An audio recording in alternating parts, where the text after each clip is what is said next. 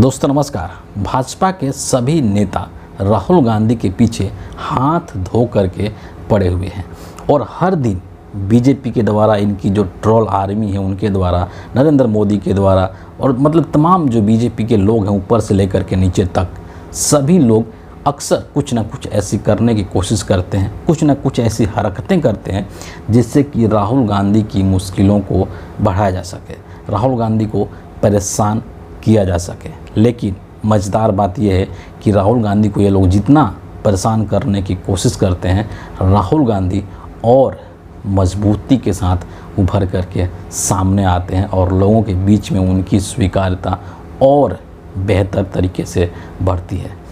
आपको पता है कि पहले स्मृति ईरानी हुआ करती थी, जिनके पास मतलब ऐसा लगता है कि बीजेपी ने उनको राहुल मंत्रालय सौंप दिया था कि आपको सिर्फ राहुल को ही देखना है, आपको सिर्फ राहुल गांधी को लेकर कहीं अनाप शनाप और अनर्गल बकना है जितना आप बक सकती हैं। फ़िलहाल में उस लिस्ट के अंदर और भी कुछ लोग ऐड हो चुके हैं। नई नवेली सांसद महोदया हैं कंगना रनौत, वो भी उस लिस्ट में आ चुकी हैं। अनुराग ठाकुर जैसे लोग उस लिस्ट में आ चुके हैं और अब बीजेपी के एक नेता हैं सुब्रमण्यम स्वामी, वो भी उस लिस्ट में आ चुके हैं। एक पूरा ऐसा ग्रुप, एक ऐसा झुंड कह लीजिए बीजेपी नरेंद्र मोदी ने बनाया है और उनका सिर्फ यही काम है कि राहुल गांधी को आए दिन ट्रोल करना है, उनके बारे में अनर्गल बातें चलानी है, एजेंडा सेट करना है और उनकी जो छवि है उसको ख़राब करनी है, उसकी छवि को धूमिल करनी है। अभी जो है लेटेस्ट में जो सुब्रमण्यम स्वामी है, उन्होंने एक नया मसला छेड़ दिया है और वो चीज़ है राहुल गांधी की नागरिकता को लेकर के। सुब्रमण्यम स्वामी ने ये आरोप लगाया है राहुल गांधी के ऊपर कि जो राहुल गांधी हैं उनके पास ब्रिटिश नागरिकता है, यानी कि वो यूके के, ब्रिटेन के नागरिक हैं।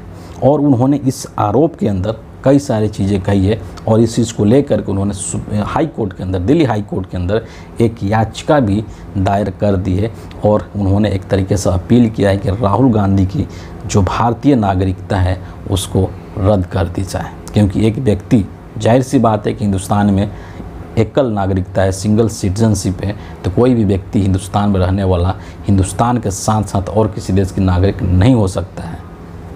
सुब्रमण्यम स्वामी ने राहुल गांधी की नागरिकता रद्द करने की मांग की है। इन्होंने जो बातें बताई है उसको भी यहाँ पर एक बार आप देख लीजिए कि सुब्रमण्यम स्वामी ने दरअसल कहा क्या है। ये आरोप है सुब्रमण्यम स्वामी का और इन आरोपों की हम पुष्टि बिल्कुल भी नहीं कर रहे हैं, सिर्फ उनके आरोप को आप तक पहुँचा रहे हैं। इनका कहना है कि ब्रिटेन के अंदर, यूके के अंदर एक कंपनी थी, कोई बैकअप्स लिमिटेड नाम के कंपनी थी, 2003 में वहाँ पर वो पंजीकृत कंपनी थी और उस कंपनी के अंदर राहुल गांधी जो थे एक समय में उसके निदेशक थे और सचिव भी थे। 2005 और 6 में कंपनी ने जो अपना वार्षिक रिटर्न दाखिल किया था उसमें राहुल गांधी की जो राष्ट्रीयता है वो ब्रिटिश बताई गई थी। सुब्रमण्यम स्वामी यहीं तक नहीं रुकते हैं, वो आगे और भी बात कहते हैं कि मैंने 2019 में ही भारत सरकार को, गृह मंत्रालय को चिट्ठी लिख करके और इन सभी चीज़ों की जानकारी दी थी और इस मामले में एक्शन लेने को कहा था। सवाल यहाँ पर बनेगा कि जब 2019 में आपने चिट्ठी लिख दी थी गृह मंत्रालय को, तो 2019 से लेकर के और अभी तक गृह मंत्रालय ने एक्शन क्यों नहीं लिया? क्या गृह मंत्रालय सो रहा था? क्या गृह मंत्रालय के अंदर कांग्रेस पार्टी के लोग थे? क्या सोनिया गांधी गृह मंत्री हैं? क्या मल्लिकार्जुन खड़गे गृह मंत्री हैं? गृह मंत्री तो आप ही के लोग हैं, बीजेपी के ही लोग हैं, अमित शाह हैं। तो 2019 में जब आपने पत्र लिखा गृह मंत्रालय को और इस बाबत जो है आपने सारी सूचनाएं उनको प्रदान की, उनको दी, तो गृह मंत्रालय अभी तक सो रहा था क्या? सवाल तो ये पूछा जाएगा, गृह मंत्रालय अभी तक एक्शन क्यों नहीं लिया राहुल गांधी के नागरिकता को लेकर के? और अब ऐसी क्या ज़रूरत आन पड़ी कि फिर से इसको सुब्रमण्यम स्वामी हवा देने की कोशिश कर रहे हैं, इसको भारतीय राजनीति के अंदर एक बार फिर से इस मुद्दे को उठाने की कोशिश कर रहे हैं और किसके इशारे पर कर रहे हैं, ये भी महत्वपूर्ण बात है। दरअसल आप देखेंगे कि ये सब जो तमाम चीज़ें हैं, अभी फ़िलहाल में जब 15 अगस्त के दिन जब लाल किला के प्राचीर पर कार्यक्रम हो रहे थे, तो वहाँ पर किस तरीके से जो राहुल गांधी है, जो कि सिर्फ राहुल गांधी नहीं है बल्कि वर्तमान में वो LOP है, लीडर ऑफ अपोजिशन है, नेता प्रतिपक्ष हैं, जो कि संसद के अंदर, जिसे कि लोकसभा का मंदिर कहा जाता है, उसके अंदर विपक्ष के 233 से 34 सांसदों का प्रतिनिधित्व कर रहे हैं। वो कोई सामान्य व्यक्ति नहीं है, उसको एक कैबिनेट स्तर के मंत्री के बराबर का दर्जा प्राप्त है। और उस राहुल गांधी को लेकर के बीजेपी के जो लोग हैं वो इस तरह की चीज़ें लगातार ला रहे हैं। मकसद सिर्फ एक ही है कि राहुल गांधी को कैसे नीचा दिखाया जाए, राहुल गांधी को कैसे डीमोरलाइज किया जाए, राहुल गांधी की छवि को कैसे ख़राब किया जाए, उसमें कैसे डेंट लगाया जाए।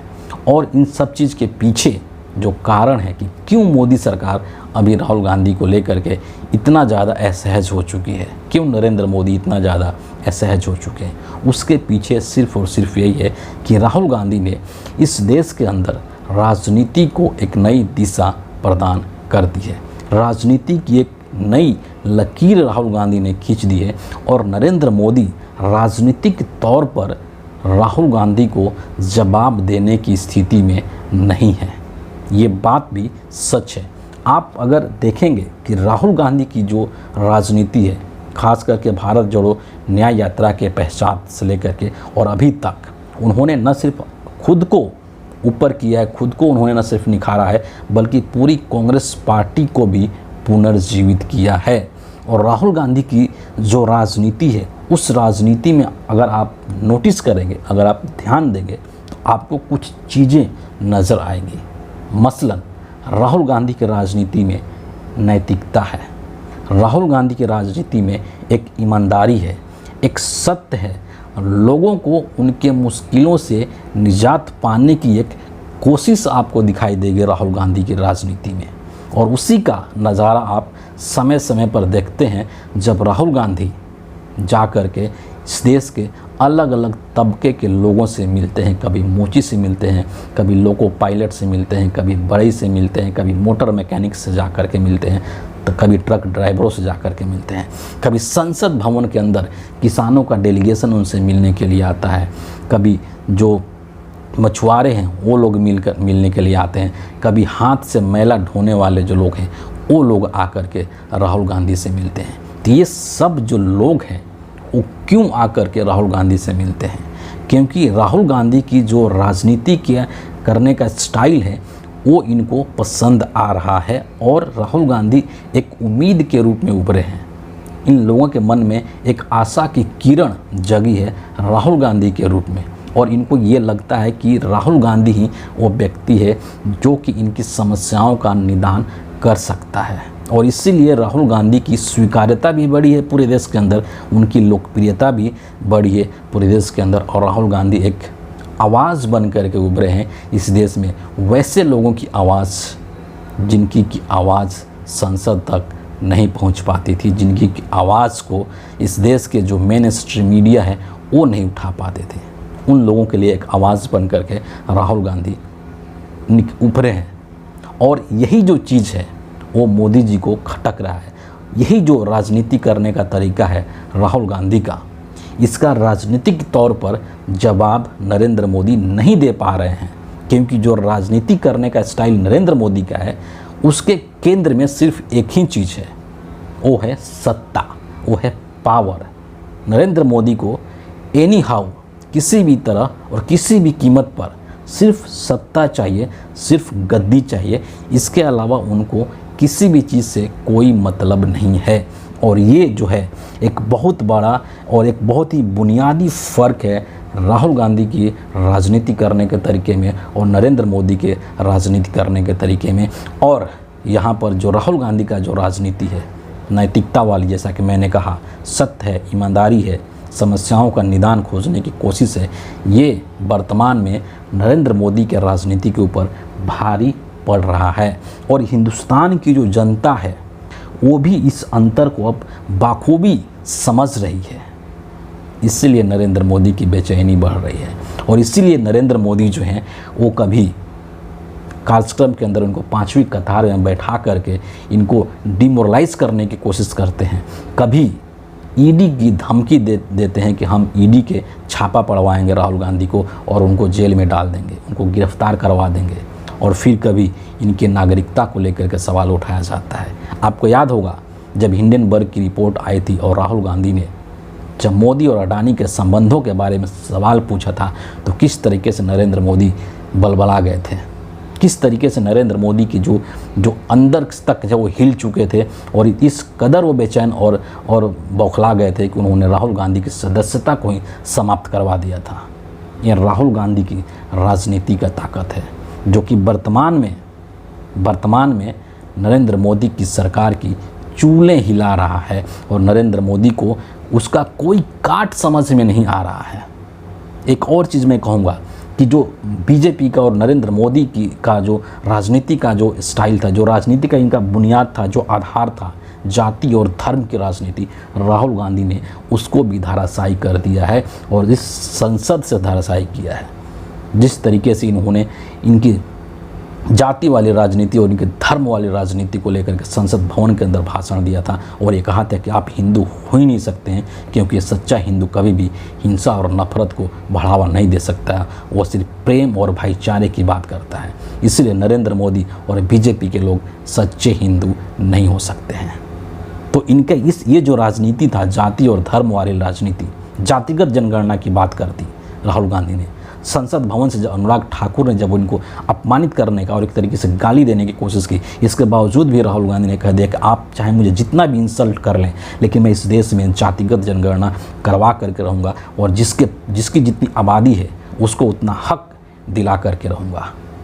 तो राहुल गांधी ने वर्तमान में नरेंद्र मोदी को कहीं का नहीं छोड़ा है। नरेंद्र मोदी के राजनीति के जो भी तरीके थे उन सभी को एक तरीके से धराशायी कर दिया है। और अब नरेंद्र मोदी को या अमित शाह को ये सूझ नहीं रहा है कि भैया अब ऐसा क्या करें, अब ऐसा क्या करें जिससे कि राहुल गांधी को रोका जा सके, ऐसा क्या करें जिससे कि राहुल गांधी की छवि को खराब किया जा सके। और मज़ेदार बात यह है कि ये लोग जितना भी इस तरह की कोशिश कर रहे हैं, वो सारी की सारी जो कोशिशें हैं वो नाकाम हो रही है। याद कीजिए 15 अगस्त को नरेंद्र मोदी लाल किले के प्राचीर से 1.5 घंटे 2 घंटे का भाषण दिए, लेकिन इस देश में उस भाषण की चर्चा नहीं हुई, बल्कि इस देश में इस बात की चर्चा हो रही थी कि राहुल गांधी को, एलओपी को 5वें कतार में कैसे बैठा दिया, क्यों बैठा दिया, उसके पीछे क्या आपकी मंशा थी। आपकी कुंठित मानसिकता का परिचायक बन गया राहुल गांधी को 5वीं कतार में बैठाना। ये है आज के राहुल गांधी की ताकत। और राहुल गांधी की इस राजनीतिक ताकत को राजनीतिक तौर पर जब सामना करने की स्थिति में नहीं है आज नरेंद्र मोदी और अमित शाह, तो अब अनर्गल तरीक़ों से कभी कुछ करके और उनको परेशान करने की कोशिश की जा रही है, जिसमें कि नरेंद्र मोदी को और बीजेपी को कामयाबी नहीं मिलने वाली है। ये भी आप लिख करके रख लीजिए। फिलहाल इस वीडियो के लिए इतना ही है। आप सभी का बहुत बहुत धन्यवाद।